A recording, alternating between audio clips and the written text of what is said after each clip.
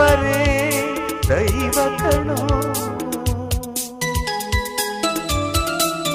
ಸುಖವಾದ ಭಾಷೆಯ ಕಲಿಸೋ, ಸರಿಯಾದ ದಾರಿಗೆ ನಡೆಸೋ ಸಂಸ್ಕೃತಿಯೇ ಗುರು ಕಣೋ.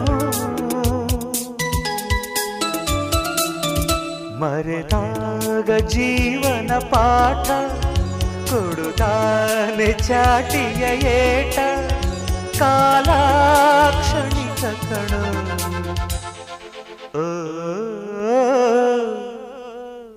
ಈ ಭೂಮಿ ಬಣ್ಣದ ಬುಗುರಿ ಆ ಶಿವನೇ ಚಾಟಿ ಕಣೋ.